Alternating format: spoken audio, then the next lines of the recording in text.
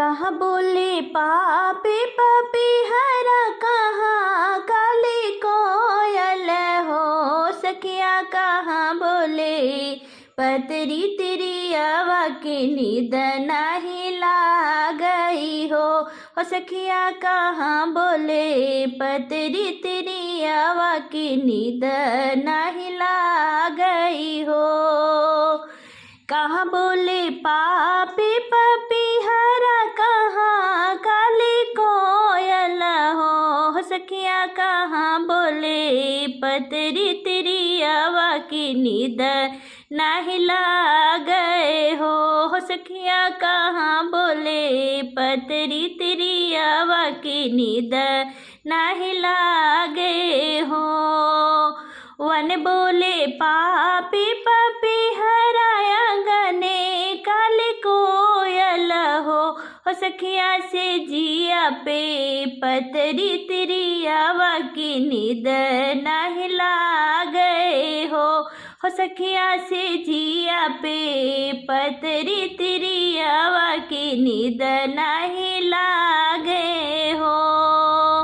वन बोले पापी पपीहरा, अंगने काले कोयल हो सखिया, से जिया पे पतरी तिरियावा की नींद नहीं गई हो सखिया, से जिया पे पतरी तिरियावा की नींद नहीं गए हो। कवन बेला बोले पपीहरा, कवन काली कोयल हो सखिया, कौन बेला पतरी तिरियावा की नींद नहीं गए हो सखिया, कवन बेला पतरी तिरियावा की नींद नहीं गए हो।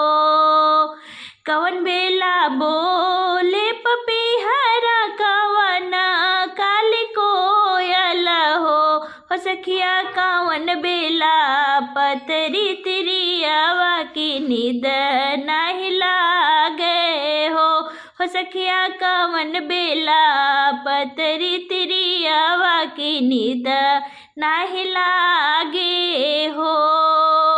केथुआ के तरह से पपीहरा, केथुआ काली कोयल हो सखिया, केथुआ के तर से तिरियावा की नींद नहीं गए हो सखिया, केथुआ के तर से तिरियावा की नींद नहीं गए हो। केथुआ के तर से पपीहरा, केथुआ काली कोयल हो सखिया, केथुआ के तर से तिरियावा की नींद नहीं गए हो। सांझ बेला बोले ला पपीहरा, सबेरे काली कोयल हो सखिया, आधी रात बोलेली तिरियावा की नींद नहीं गए हो सखिया, आधी रात बोलेली तिरियावा की नींद नहीं गए हो। सांझे बेला बोलला पपीहरा, सबेरे काली कोयल हो सखिया, आधी रात बोलेली तिरियावा की नींद नहीं गए हो। स्वाति जलतर से पपीहरा, पिया बिना कोयल हो सखिया, सूता बिना तर से तिरियावा की नींद नहीं गए हो सखिया, सूता बिना तर से तिरियावा की नींद नहीं गए हो।